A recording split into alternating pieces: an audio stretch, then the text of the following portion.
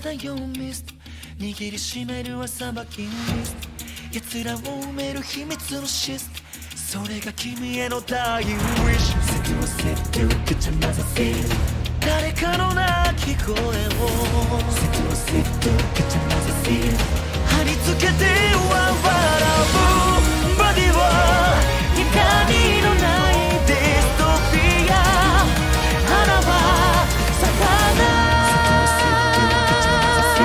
虐げられたままその手をこまねいているよりさ終わりを始めようその魂守るために壊せ目覚めるのさ心よみがえる When lose your life Lord cry ほな夢の池にいつか焼かれようとも自由はとこしへ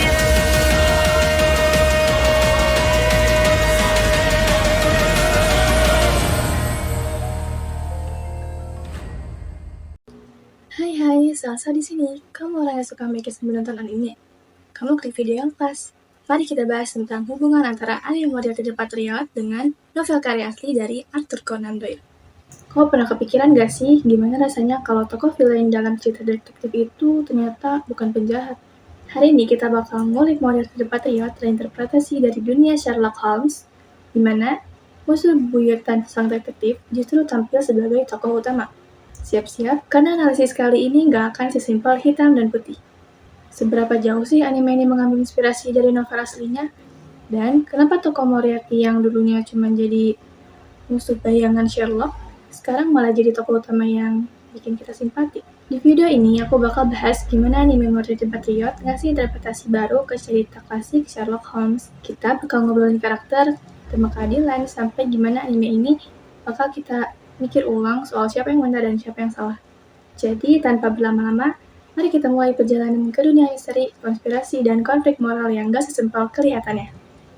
Sebelum kita bahas karakternya lebih dalam, yuk kita mulai dari latarnya dulu. Baik Moriarty the Patriot maupun Sherlock Holmes punya setting yang sama, yaitu di Inggris zaman Victoria. Suasana yang gelap, kelas sosial yang timpang, dan sistem hukum yang cuma melindungi orang yang berduit aja.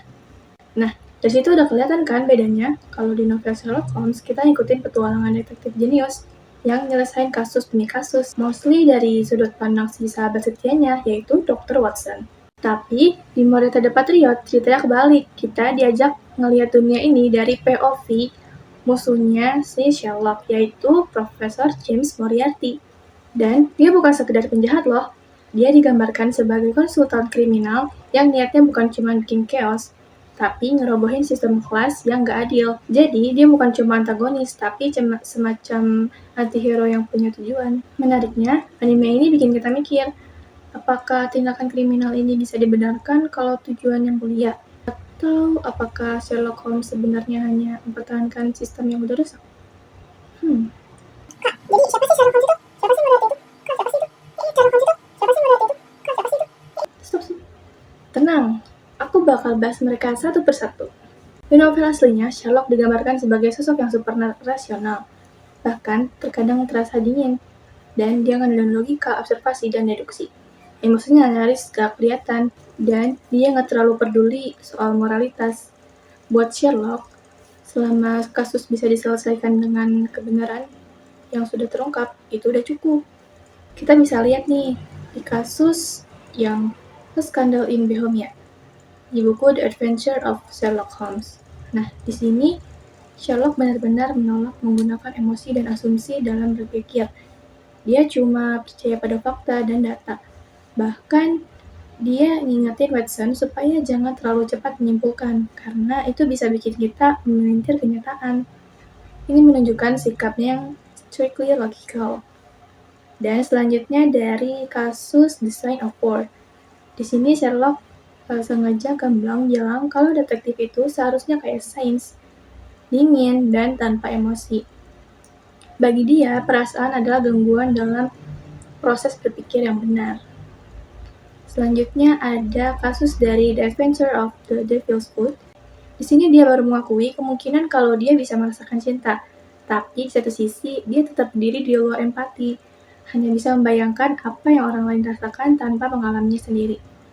Jadi, walaupun dia ngerti secara logika, tapi dia tuh sendiri gak kerasa. Nah, yang selanjutnya dari kasus The Adventure of the Bruce Partington Plans. Nah, di sini, buat Sherlock yang penting bukan emosi di balik kejahatan atau nasib korban, tapi bagaimana logika digunakan untuk memecahkan kasus. Lagi-lagi fokusnya adalah dengan mekanisme berpikir, bukan pada rasa keadilan atau simpati. Nah, beda banget tau sama animenya. Sherlock di Moriarty the Patriot ini masih cerdas, tapi lebih hidup. Dia punya sisi emosional yang kadang ngegas, kadang juga nyentuh. Dan yang paling penting, dia lebih manusiawi. Dia bukan cuma pusing memecah misteri, tapi juga punya konflik batin waktu dihadapkan sama Moriarty. Terus Moriarty di novel, dia tuh kayak hantu.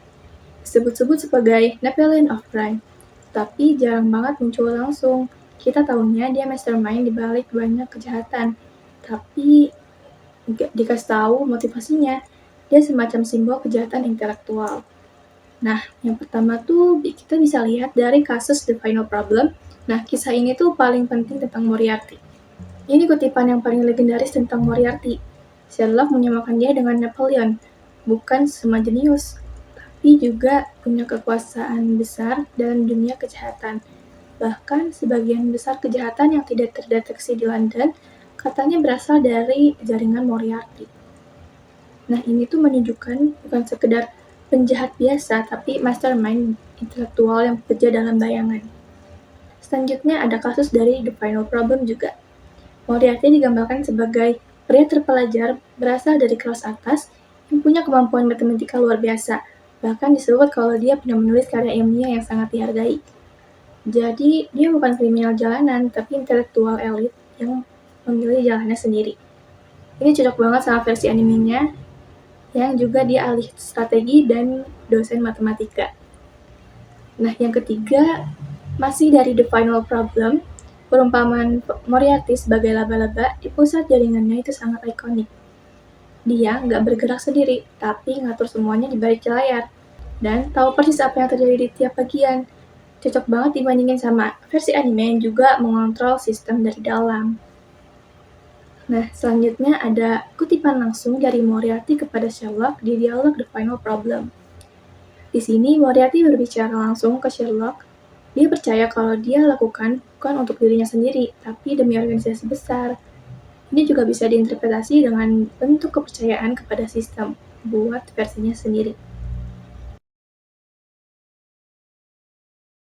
Nah, cocok juga untuk di anime, di mana dia punya organisasi yang juga bekerja secara rahasia untuk menjatuhkan sistem bangsawan yang buruk. Sementara Moriarty di anime, wow, kita benar-benar diajak nyemplung ke dunia pikirannya. William di Moriarty di sini adalah orang yang hidup di dua dunia. Seorang bangsawan sekaligus revolusioner. Dia sadar sistem sosial Inggris buruk, dan dia benar-benar ingin menentukannya dengan cara-cara licik dan terencana. Dan di titik ini, kita jadi bingung. Kita tahu dia penjahat, tapi kita juga tahu alasannya dia jadi jahat. Kita ngerti kenapa dia melakukannya. Nah, disinilah anime ini berhasil bikin kita bersimpati kepada musuhnya Sherlock Holmes. Jadi, kalau di novel, mereka berdua cuma semacam musuh abadi yang gak banyak dijelaskan. Di anime, mereka kayak dua sisi dari koin yang sama. Sama-sama jenius, sama-sama punya prinsip, tapi berdiri di sisi yang berbeda. Sampai di sini mungkin kamu mulai mikir, siapa sih sebenarnya yang benar? Sherlock, si pembela hukum, atau Moriarty, si pengukar sistem? Di novel asli, Sherlock itu perpanjangan tangan dari sistem hukum. Dia nggak peduli siapa yang kaya atau miskin. Dia cuma mau satu hal, kebenaran sesuai fakta, dan hukum adalah alatnya. Tapi di anime bilang, hukum yang kamu bela itu dari awal nggak adil.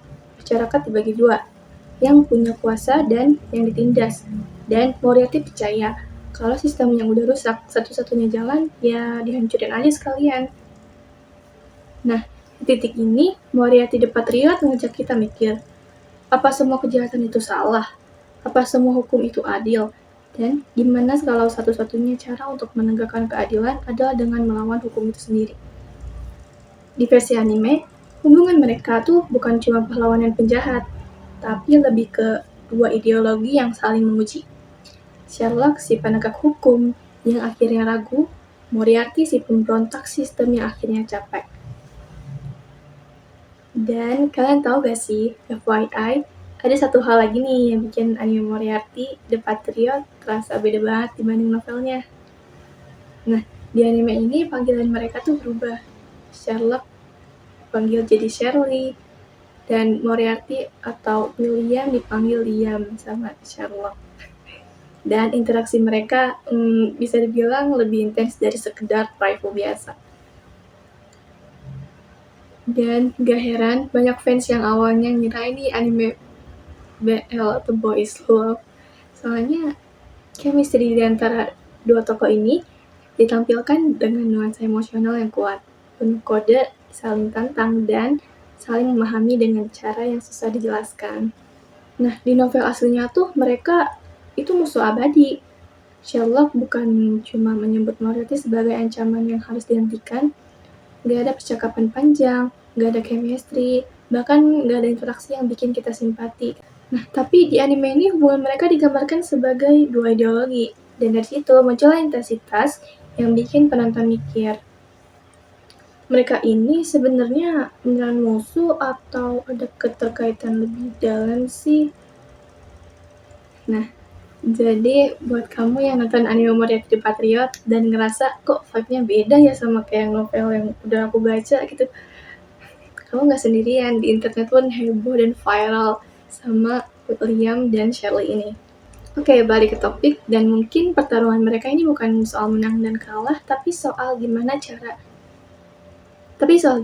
jadi manusia yang tetap waras di tengah sistem yang gak adil. Anime ini ngajak kita melihat dunia bukan dari hitam atau putih, tapi dari abu-abu. Bukan dari siapa yang benar dan siapa yang salah, tapi dari siapa yang berani bertanya, kenapa dunia ini tidak adil?